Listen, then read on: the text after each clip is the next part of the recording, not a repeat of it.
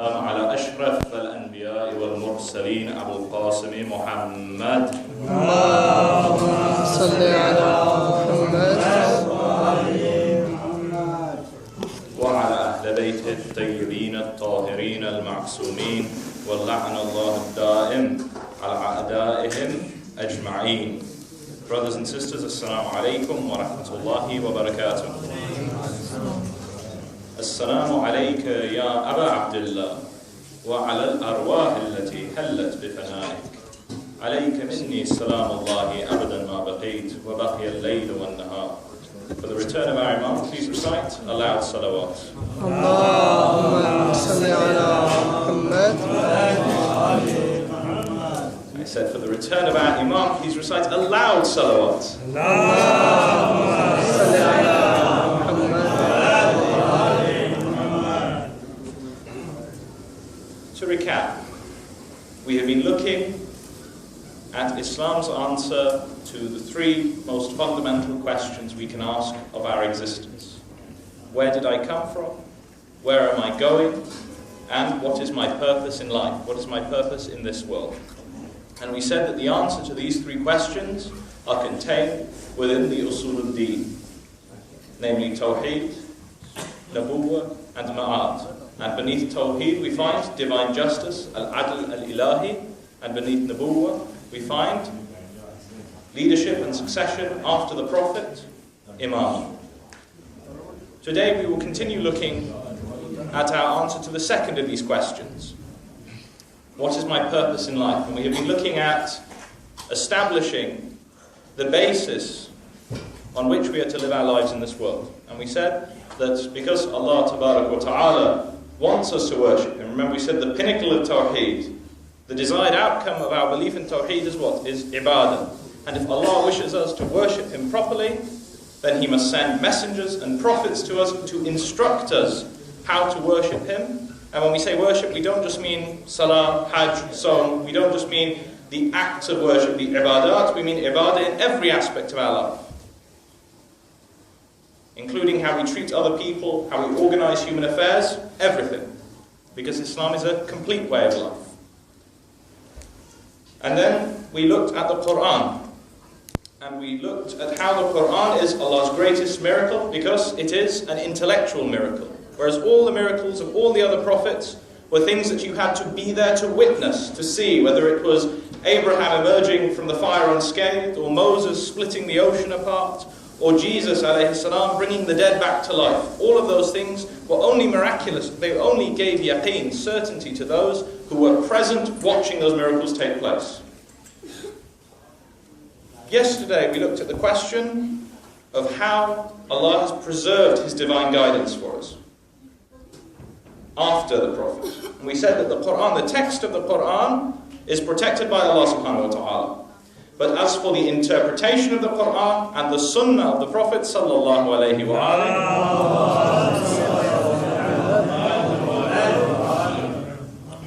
please, for the Prophet of Islam, Muhammad al-Mustafa, can we recite aloud a salawat? Salli ala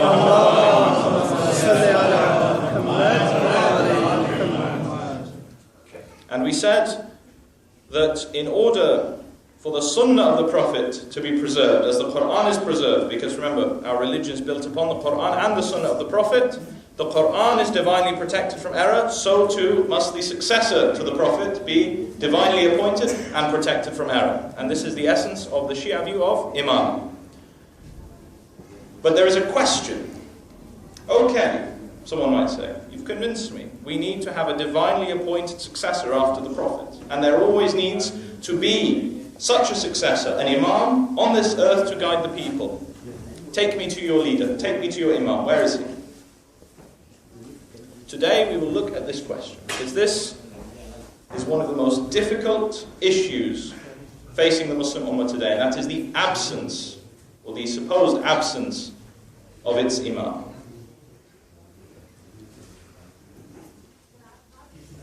On the day of Ashura, we are told in a narration from the Prophet's household that when the enemies of Islam, the soldiers in the army of Yazid, were about to kill Imam Hussain alayhi salam, salawat.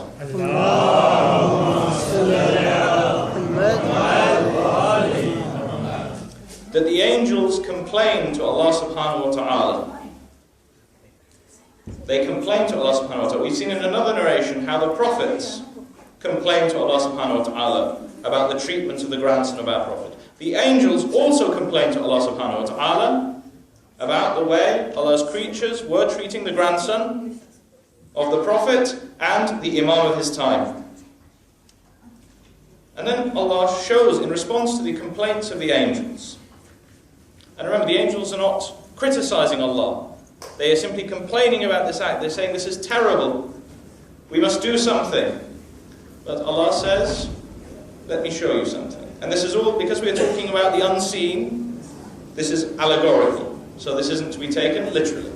But He shows the angels, as it were, a vision into the future of one of the descendants of Imam Hussain, وَهُوَ قَائِمْ يُصَلِّي.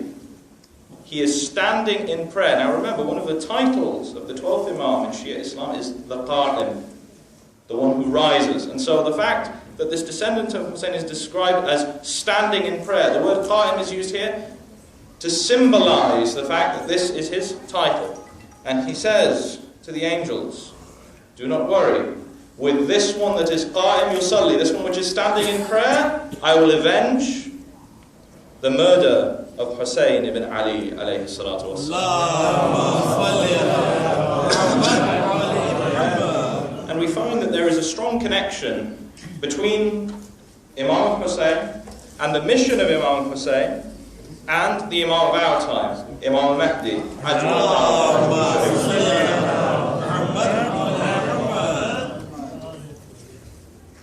And this is something we find in our ziyarat and our riwayat.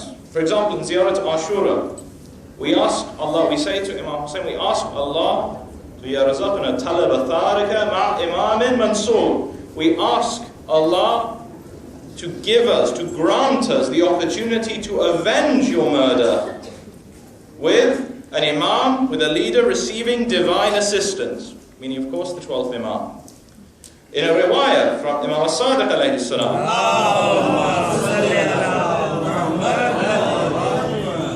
and remember, anything which the imam, which is narrated from the imams, they are narrating from the Prophet.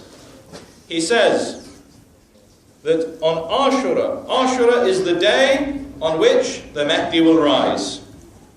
And so it is on the day of Ashura that the Imam of our time will begin his mission to reform the world, to fill the world with justice, as it is presently filled with tyranny.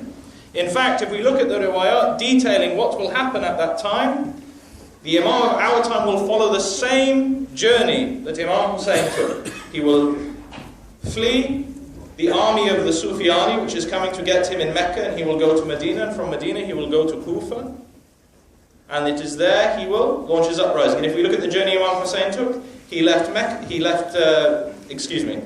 leave Medina and go to Mecca and then to Kufa. And Imam Hussain left Medina to go to Mecca and then to Kufa. But it was before he reached Kufa that the people of Kufa that had invited him there betrayed him.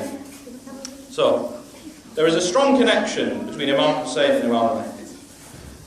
But belief in Imam al-Mahdi is not something unique to the school of Ahlul Bayt, to the school of the Prophet's household. The concept, the belief in the Mahdi is an Islamic belief. It is a belief held by all Muslims. In fact, we can even find allusions, indications of this in the Quran. So for example, we read in Surah An-Nur, verse 55, Bismillah ar-Rahman ar-Rahim, وَعَدَ اللَّهُ الَّذِينَ آمَنُوا مِنْكُمْ وَعَمِلُوا الصَّالِحَاتِ ليستخلفنهم في الأرض كما استخلف الذين من قبلهم وليمكنن لهم دينهم الذي ارتضى لهم وليبدلنهم من بعد خوفهم أمنا يعبدونني لا يشركون بي شيئا ومن كفر بعد ذلك فأولئك هم الفاسقون. صدق الله العظيم. اللهم صل على To translate that lengthy verse, Allah has promised those of you who have faith and do righteous deeds that He will make them successors in the earth, in that they will inherit the earth. So those who have faith and do righteous deeds will be given the earth and everything in it. just as he made those who were before them successors. And he will surely establish them their religion which he has approved for them, and he will surely change their state to security after their fear. So after being in a state of fear, their state will be changed to a state of security. While they worship me, Allah, not ascribing any partners to me, and whoever is ungrateful after that, it is they who are the transgressors. And in a tradition going back to the fifth Imam, Imam al-Baqir alayhi salam, he says that this refers to the movement of the Mahdi. Meaning that when the Imam of our age begins his movement, he will have the whole world. He will establish a global government under the Sharia of the Prophet, and that is why the state of the believers will go from one of fear to security, because they will go from being oppressed to being in power. So this is the Quran. We find allusions in the Quran which can be taken to indicate the movement of the Mahdi, which point to the movement of the Mahdi. But if we look in the traditions of our Sunni brothers and sisters, we find that the great Sunni scholar Ahmad ibn Hanbal narrates from the Prophet, if there remained but a day in this world, Allah would send a man from us, minna. The Prophet is saying minna, meaning from me and my household, to fill it with justice as it is presently filled with tyranny. If we look in the collection, one of the six, what our Sunni brothers and sisters call the 6 Sahih books, Sunan Abu Dawood, he narrates from Abdullah ibn Mas'ud, one of the companions of the Prophet, from the Prophet, that this world will not pass away until the Arabs are ruled by a man from my household, whose name is my name. Abu Dawood again narrates, this time from the Prophet's wife, alayhi salam, Salama, from the Prophet, that the Mahdi shall be from my descendants, from the children of Fatima. Salawat.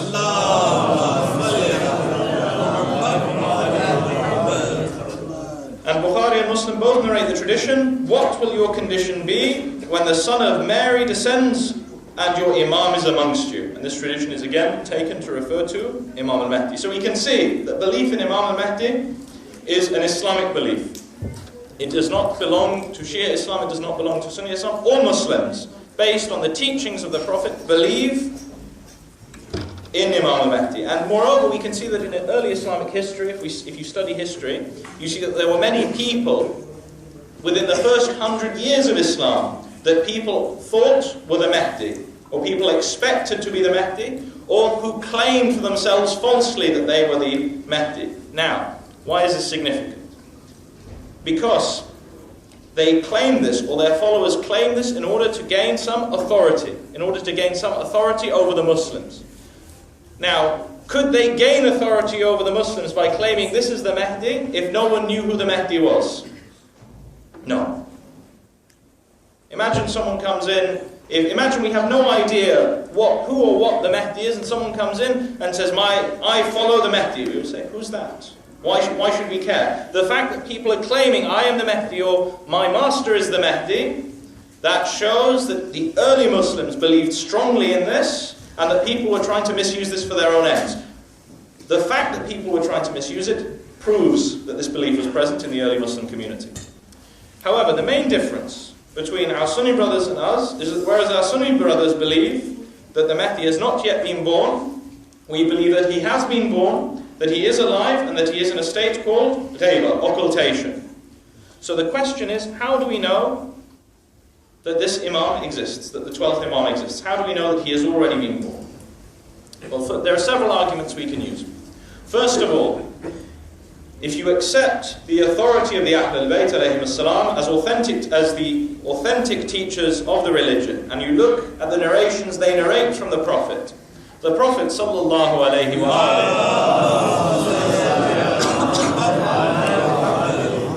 is narrated to have said that in every generation of my ummah there shall be a member of my household who protects the religion from the distortions of the extremists, from the arrogations of the falsifiers, and the interpretations of the ignorant. Now remember, we said that the Shia concept of Imam, our concept of Imamah was what? That this is not just political leadership, this is religious leadership and the preservation of the true teachings of the Prophet.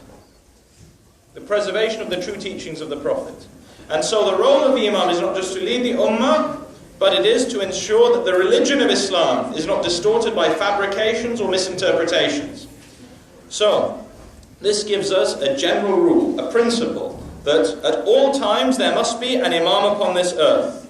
That includes now. So there must be an Imam upon this earth.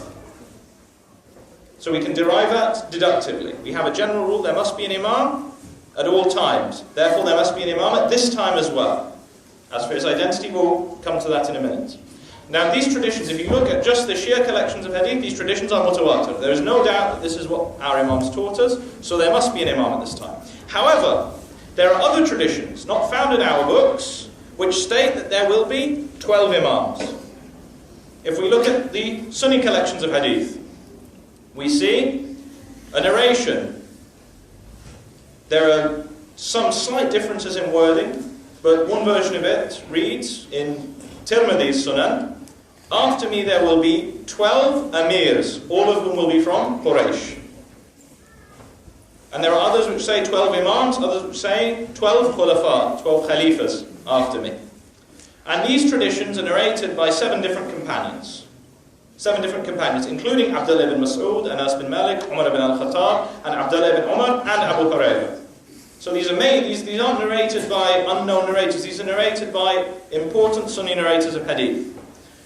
More interestingly, we find in Zaydi. Now Zaydis are Shias, they believe in the authority of the Prophet's household, but they believe in a different line of Imams. They believe in the Imamah of Zayd ibn Ali. So not Imam al-Baqir alayhi salam, but his brother Zayd. Salawat.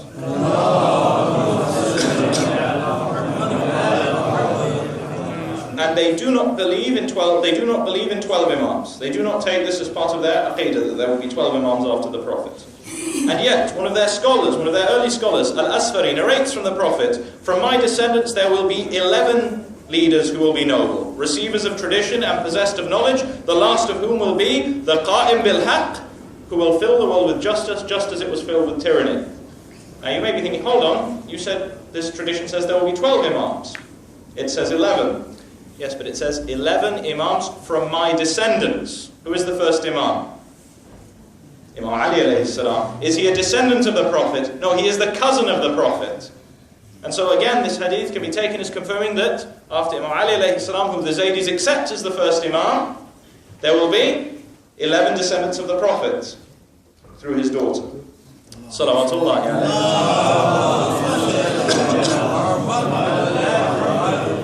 So we can see there are traditions affirming in the books of all sects that there will be 12 Imams after the Prophet. And the only sect that believes that there is a fixed number of Imams after the Prophet, and that number is 12, is of course the Ithna Ashariya, us. So we move on. How do we know? How do we know though that he has been born and he's alive? Well, aside from the fact we have the general rule that must always be an Imam alive, we have an interesting tradition which was widely narrated, which says that if 3 names follow one another, Muhammad, Ali, Hassan, in the succession to the Imamah, then the 4th one, the next successor to the Imamah will be the Qa'im. And if we look at the names of the 9th, 10th and 11th Imams, they are Muhammad, Ali and Hassan. Which means that the son of Imam al-Hasan al-Askari alayhi salam will be a Qa'im.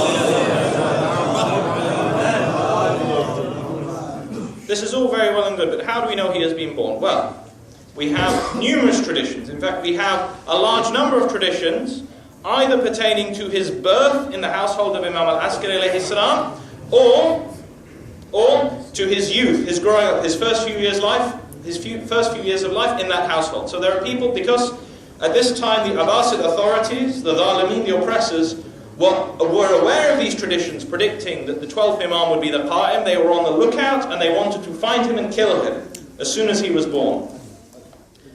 And so he was born in secret. The entire pregnancy was concealed, so as to protect his life from the Khulafa Abbasiyyin.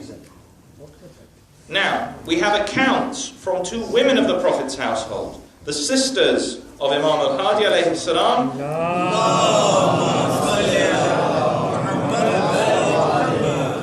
who are called Khadija and Hakima. And both of them, one was living in Baghdad and one was living in Medina. Both of them informed different companions of the 11th Imam, after he had passed away, that they had either witnessed the birth themselves or they had received word from the 11th Imam of this birth. One of them, Khadija, informs Ahmad ibn Ibrahim in the year 266. So this is the year after the lesser occultation begins. She informs him, do you not narrate the following hadith, that the 9th descendant of Hussain will have his inheritance divided up while he is still alive? So the 9th descendant of the 3rd Imam, meaning the 12th Imam, he will be alive, but they will divide up his inheritance. Now why is that? Well, interestingly enough, Imam al-Askari alayhi salam had a brother called Ja'far. He had a brother called Ja'far al-Kadhdhab, Ja'far the liar, because he claimed the imamah for himself and claimed that his brother had died without any children. Therefore, he wanted to claim his share of the inheritance. Because a brother can only inherit in the absence of children. So he claimed that my brother has died without any issue, so I want to claim his inheritance. And this actually, he actually did something which, by the standards of Shia Islam, was wrong. He went to the judge appointed by the Abbasid authorities in order to try and obtain this inheritance. And the mother of Imam al-Askari had to come from Medina to try and protect the estate of her grandson, who she knew to be alive. What's very interesting about this story is, though, that Ja'far at some point reveals to the Abbasid authorities that his brother actually did have a son, and this son is in his house still, because Ja'far knew about the existence of his brother's son. And so when he's not getting what he wants the conventional way by going through the Abbasid courts, he reveals to the agents of the Abbasid Caliph that no, actually he has a son, this son is in hiding, he's in the house, you can go and find him if you raid the house.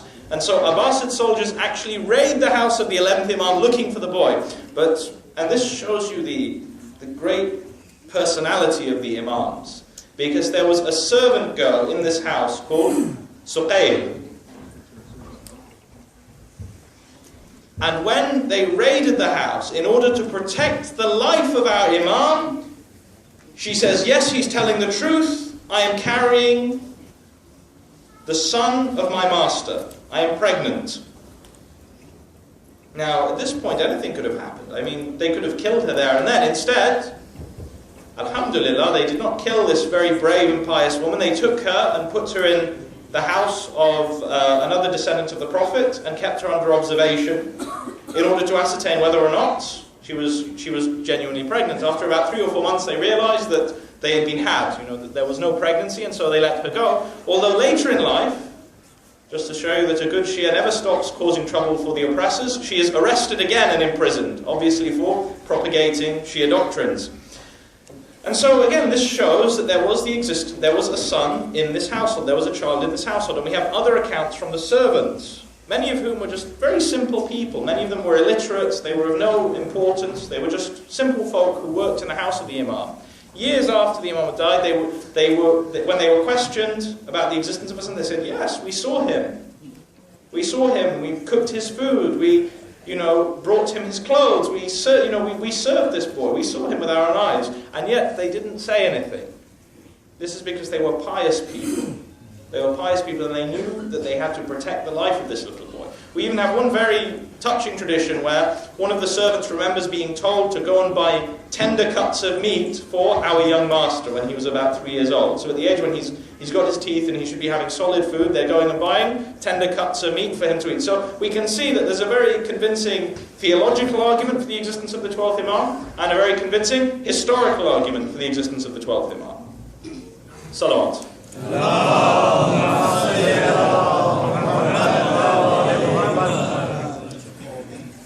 But what about the occultation, the ghaiba? We are told that upon his father's death, our Imam went into hiding, and this hiding had 2 periods, the ghaibat al-sughra and the ghaibat al-kubra. The lesser occultation, when he was in touch with the community through representatives, and then the ghaibat al-kubra, when he has no designated representative to communicate with the community. Unfortunately, we don't have time to go into the full details of this, but inshallah I think we have a question and answer session on Friday, so if you're interested we can discuss it more then. But the doctrine of the occultation. How do we know that this is authentic? I mean, before we get into the reasons behind it, how do we know this isn't something that the early Shia made up to explain the absence of the Imam? How do we know, even despite all the evidence we have, that the 11th Imam had a son, and that son was alive? How do we know that something didn't happen, or that he didn't have a son, and this doctrine of occultation isn't something simply contrived by the early Shia community, na'udhu billah, to account for the apparent absence of an Imam? Well, there's a very interesting account, short, about when our Prophet, peace be upon him, passed away, that one of the companions, one of the prominent companions in the view of our Sunni brothers and sisters, Umar ibn al-Khattab, was very upset by the death of the Prophet, and he says, some hypocrites are claiming that the Messenger of Allah is dead. By God, he is not dead, but he has gone to his Lord as Moses went and remained hidden from his people for 40 days. Moses returned after it was said that he died, and by Allah, the Messenger of Allah will return, and he will cut off the hands and the feet of those who allege he is dead. Now obviously this was not the case, but isn't it interesting that the response to this statement by Umar ibn al-Khattab, who was very upset at the time, was not, what are you talking about? It was like, no, he is dead, he's gone, he's not coming back. So there was no suggestion that Umar was saying something strange or something preposterous. It was simply the case that, no, this doesn't apply here, he is dead. But if you look at the wording of this hadith, and you look at the hadith that we have from the Prophet, in Shia narrations, quite frequently, the ghaiba, the occultation of the 12th Imam, is compared with the occultations or the periods of absence experienced by the earlier prophets. And so, this tradition suggests that at the time, the Muslims were aware of a belief that someone by the name of Muhammad would go away and come back after it was said he was dead. Now, you might ask, well, okay, if this is true, then why don't we find these narrations in Sunni books? Well, if you look at how Sunni scholars critiqued hadith, one way to critique hadith was on the reliability of narrators, one was on the contents of the hadith. Now, anyone who narrated traditions about an occultation, a ghaiba, or something else called the raj'a, which is related to the occultation, but we won't go into that, anyone who narrated narrations of this kind was automatically disqualified in the eyes of the prominent scholars of the Ahl al-Sunnah as a narrator of hadith. This meant their doctrines, that their beliefs, their personal beliefs, were deviant, and therefore they couldn't be trusted. So this is why you find no traditions about the ghaiba in Sunni books of hadith, because even if someone was otherwise known to be trustworthy, truthful, and a competent narrator of hadith, the fact that they would narrate a tradition about the ghaiba or the raj'a meant they were put to one side.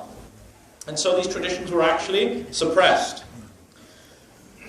So I hope we've established that this doctrine has a basis in Islam. Never mind, we have hundreds of traditions in our own books affirming this, but this statement from Umar ibn al-Khattab and some other indications that we have show that this was an Islamic belief. We find other people having similar beliefs about other members of the Prophet's household within the first 100 years of Islam.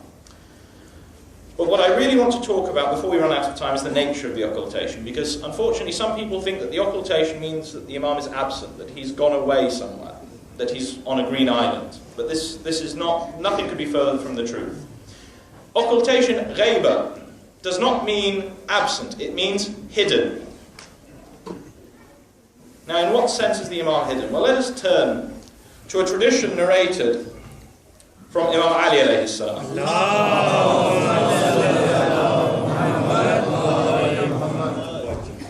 And see how he describes the occultation. He says, وَرَبَّ عَلِي, by Ali's Lord, the Hujjah, meaning the Imam of the time, will be amongst them, walking upon their roads, frequenting their homes and their mansions, moving between the east of this land and its west. He will hear the people's speech, and he will give greetings of salam to all. He sees them, but is not seen himself. Now, when the Imam says he is not seen himself, does this mean that, na'udhu billah, Imam Mahdi is the invisible man, that he's invisible? No, what he means when he is not seen, it means that he is not recognized. That he is right in front of these people. He is actually going into their houses and sitting, and we have another tradition saying he is reclining on their couches and eating their food with them, and they don't know who he is. SubhanAllah. Does this sound to you like an imam who has gone away somewhere? Oh, this is an imam who is amongst the people. He is aware of the people's circumstances. He is talking to the people. And so the imam is here. He is active. He is working for Allah's cause on this earth. And yet he is hidden. Now why would he be hidden? Why is he hidden? What is the hikmah behind his being hidden? And how can he be alive for so long? Let's deal with the question of how can he be alive for so long first, because it's a very simple question to answer. Noah lived for 950 years.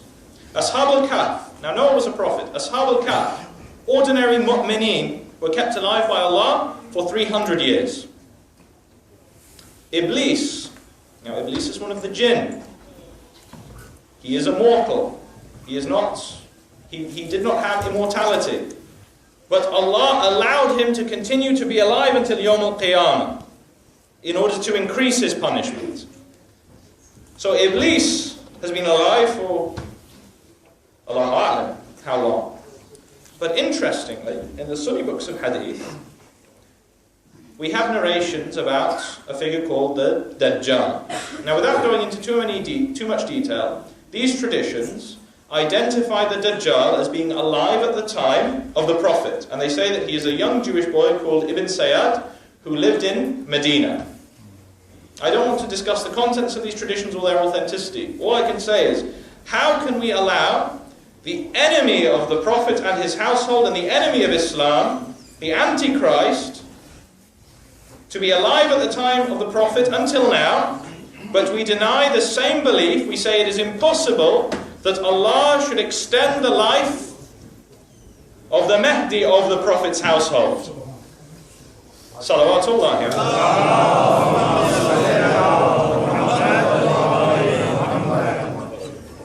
And now I want to talk about the nature of the occultation.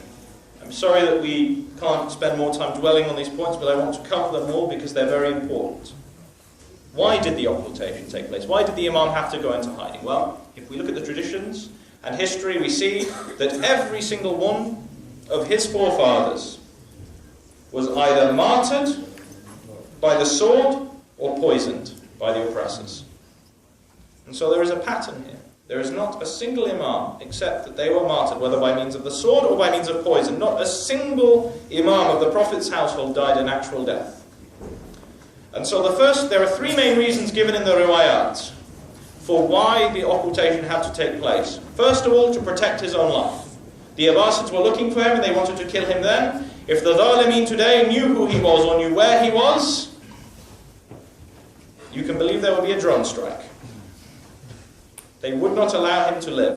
To give bay'ah to the Dhalimeen of the time. And this is because they were considered part of the Ahl al-Halli wal-Aqd, which in Sunni political theory means those leading members of the community, the greatest scholars and descendants of the Prophet alive, who were supposed to convey legitimacy on behalf of the Ummah to the Khalifa.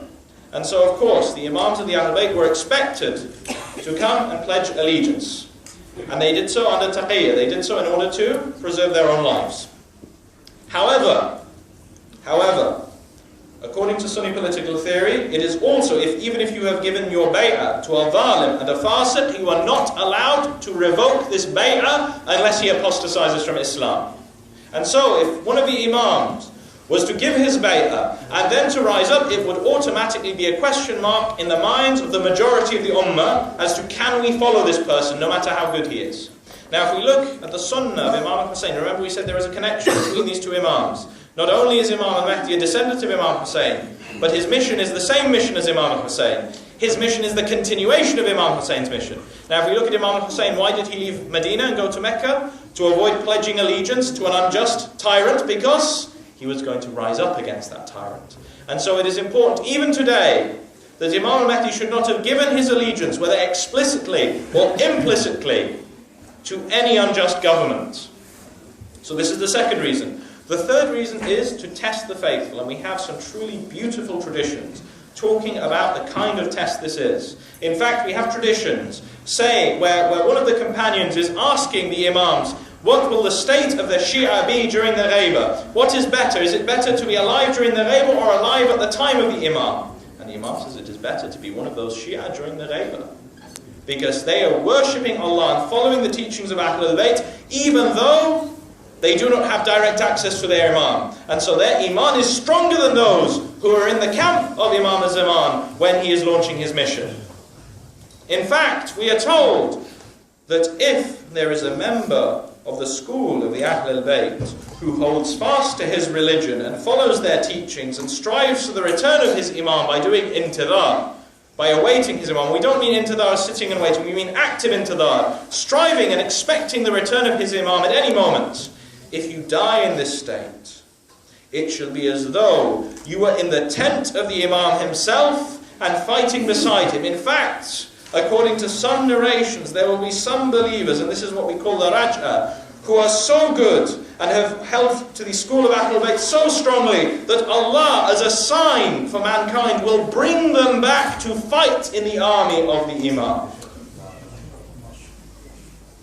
And so it is a test for the faithful, and part of this test as well, there is a hikmah in this as well. Remember we talked about i'jaz, the idea of showing people to be incapable of matching the Qur'an. Well, this is to be the government of the Qur'an, the government of Islam over the whole world. And so, in order to demonstrate that this is in fact the best government, we have a solitary narration from Imam Sadiq alayhi salam, which is very beautiful,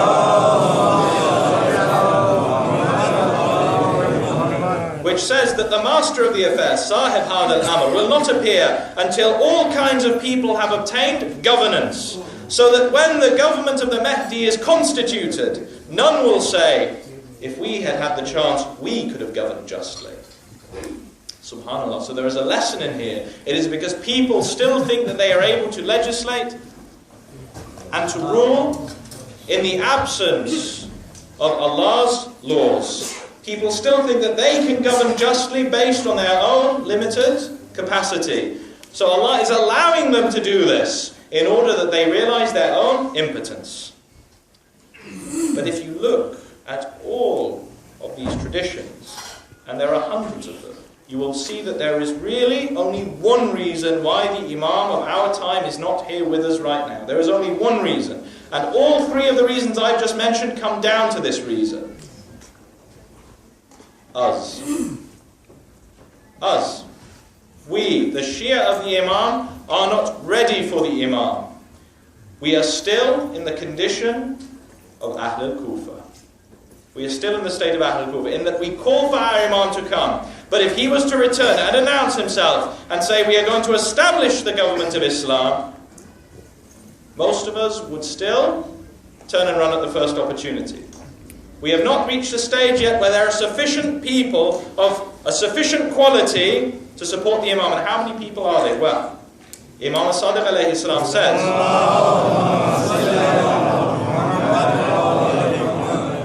were the prescribed number 313, the number of Muslim soldiers at Badr, to be fulfilled, it would be as you, the Shia, desire. But our Shia are those whose sound does not exceed their hearing, nor their anger their own bodies. So the Imam says, if there were 313 true Shias, then the Imam, that would be enough for the Imam to come. And then he mentions two akhlaqi qualities. He doesn't mention anything else. He mentions two akhlaqi qualities about the personal qualities of the Shia. These are not the loudest people in the room. These are not the people who get angry at the drop of a hat. These are people who are both humble and who, Allah says in the Quran, contain their anger. Contain their anger. And so, the real reason for the occultation is the absence of nusra, the absence of support for the Imam. And so when will the occultation end? Now we have many, many traditions discussing the signs of when the occultation will end. But these signs are not the cause for his return. These signs are the herald of his return. The cause for the Imam's return will be when the Shia and the Muslim Ummah are ready for his return. Because think about it, if you have 300 people, 313 people of this quality, that doesn't mean there are only 313 good people in this world. These 313 people aren't sitting at home and waiting for a letter to come through the door saying, it's time. These 313 people are out in the community, they're out in the ummah, they're out in the world, striving for the sake of Allah already, and so there are probably thousands, tens of thousands, maybe hundreds of thousands of others who they have been leading and guiding.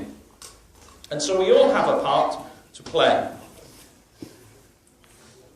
And so, brothers and sisters, I ask you, ask yourselves, what are you doing to prepare for the return of the Imam? This is the most important question. When we say, and tomorrow we are going to talk about death, and so on this last night when we are discussing what is our purpose in this world, right now our purpose, our only purpose, is to strive for the establishment of Islam over the entire world, and that can only be achieved by striving for the return of the Imam of our time, the designated successor of Muhammad al-Mustafa sallallahu alayhi wa sallam, Imam al-Mahdi alayhi salatu wassalam.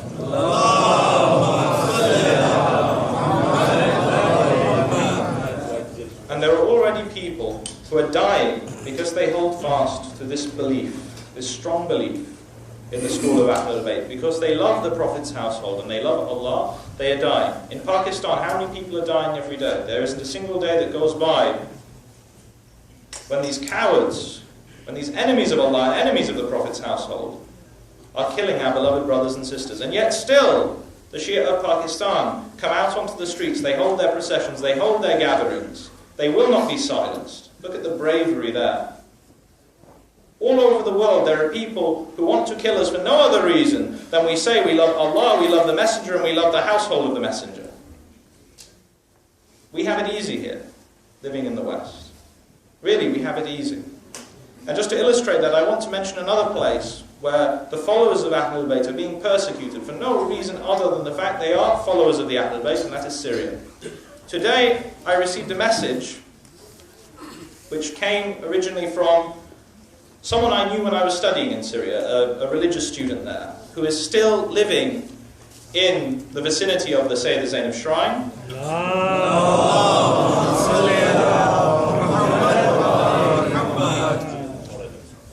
And who I've seen pictures of him. He's giving lectures in these days. He's been giving lectures in these days to the children in the area and also to the defenders of the holy shrine.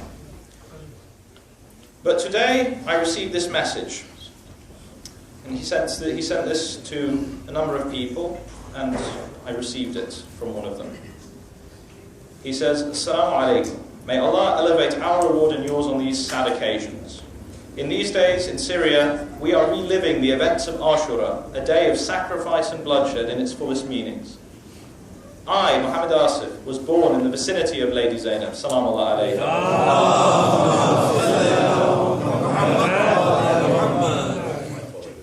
And I can never forget her kindness or generosity to us.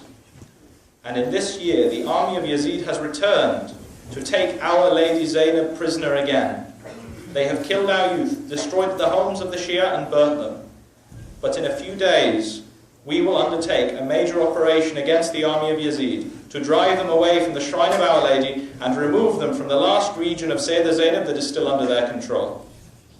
And so I ask you, because with this he attached a picture of himself in battle dress, so he's going and he's a Taliban, he's a religious student. He says, I ask you, whoever has any right over me, forgive me. Do not forget us in your prayers. And if I am martyred and you should go to Karbala, then please tell Imam Hussain that his lowly servant Muhammad Asif gave his life protecting his sister Sayyidah Zainab from the army of Yazid. And then he repeats, please do not forget us in your prayers and pray for our victory. Salawat.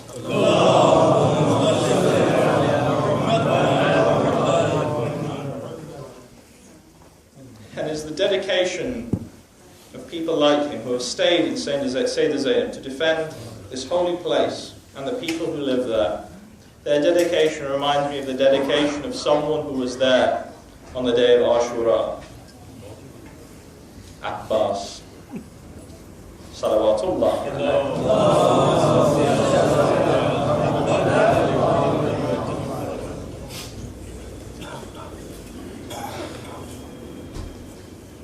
Words cannot describe the personality of Abbas.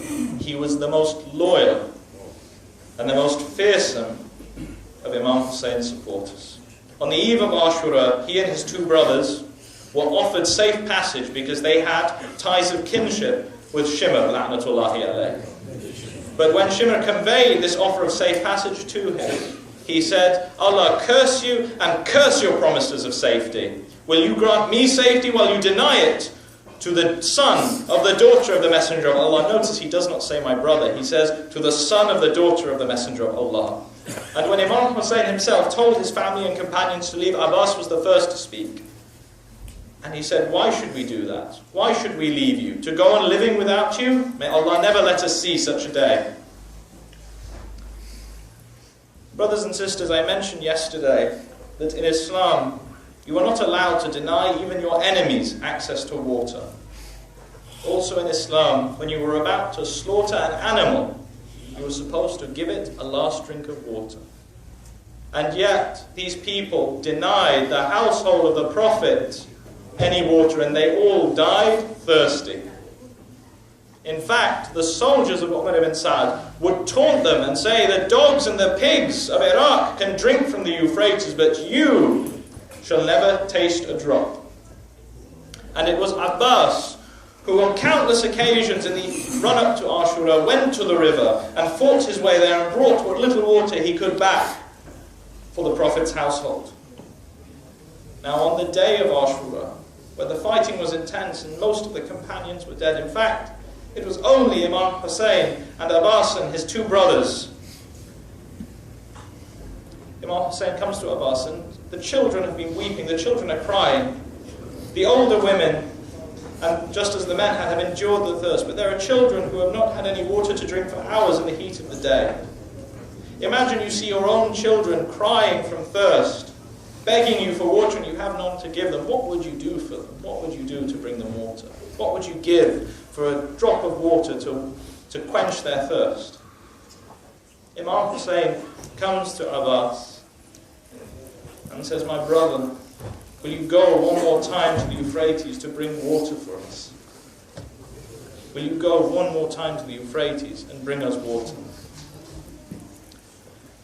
So Abbas looks at the children who are begging for water, and one of the little Sakander comes to him and says, oh uncle, I am thirsty, have you any water? Will you bring us water, uncle? And Abbas says, Sakander, I promise you I will come back with water for you, with Allah's help. So Abbas sets out for the Euphrates, but between him and the river there is an entire army. And yet he is fighting his way through them. Abbas was the tallest son of Ali ibn Abi Talib. He was a towering figure. He is cutting through them. They are scattering in front of him. We cannot say that Abbas ibn Ali fought like a lion. We must say that lions fight like Abbas ibn Ali. Because wherever he turned, the enemies fled. And he reaches the Euphrates on his horse and he charges in. And instinctively, as anyone would in that situation, he shoves his hand into the water and brings it out. And who would blame Abbas for taking a sip of water to quench his thirst, to fight the enemies of Allah? But such is his love for his brother, for his Imam, that he looks back to the camp and he can hear in his mind the screams of the children and the crying of the children. And he knows his brother is thirsty. And he says, Ya nafsi, will you drink water while Hussein is thirsty? No, by Allah. And he doesn't just drop the water back, he throws the water back into the river and he begins to fill the water skin. And he fills the water skin and he heads back for the camp of Imam Hussain.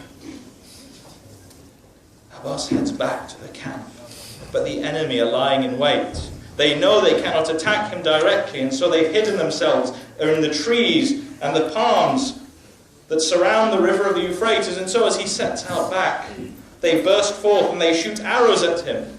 And Abbas Brave Abbas, his only concern at this point is to get the water to the Prophet's household, to the children, to Sukaina. And so he's shielding the water from the arrows, and the arrows are hitting him, and his only concern is to keep the arrows from piercing the water skin that's in his arms. And so he has his sword in one hand and the water skin under the other.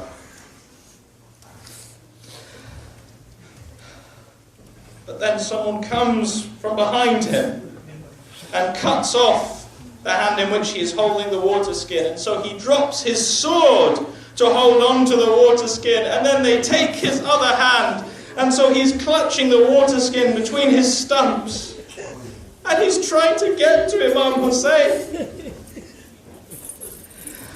And then an arrow comes and pierces the water skin, and the water spills out. And his only thought, Ya Abbas, is what am I going to tell Sukaina?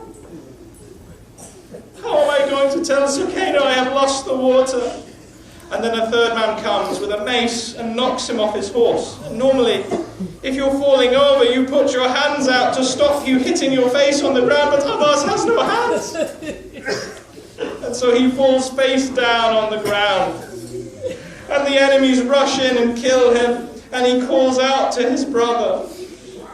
And Imam Hussain rushes to where he hears the cry from, and there he finds Abbas, his beloved brother, laying on the floor, mutilated. This was the man they called the Qamar of the Bani Hashim because of how handsome he was. And what have they done to you, Abbas? What have they done to your hands and your face? And Imam Hussain says, now my back is broken. Now my back is broken. And he goes back to the tents, alone. And the children come rushing out, and they say, oh father, oh uncle, has Abbas come back with water for us? Where is Abbas? Where is the water? And Imam Hussain doesn't know what to tell them. He doesn't know, how should he tell little Sukaina that there's no water? How should he tell the women that there's no water? But they look at his face and they know that Abbas has been martyred. May Allah curse the killers of Abbas. Brothers and sisters, please raise your hands for dua. Bismillah ar-Rahman ar-Rahim. Allahumma kunni waliyaka al-hujjat ibn al-Hasan. صلواتك عليه وعلى آبائه في هذه الساعة وفي كل ساعة وليا وحافظا وقاعدا وناصرا ودليلا وعينا حتى تسكنه أرضك توعا وتمتعه فيها طويلا برحمتك يا أرحم الراحمين. وصل يا رب على محمد وعلى آله وصحبه.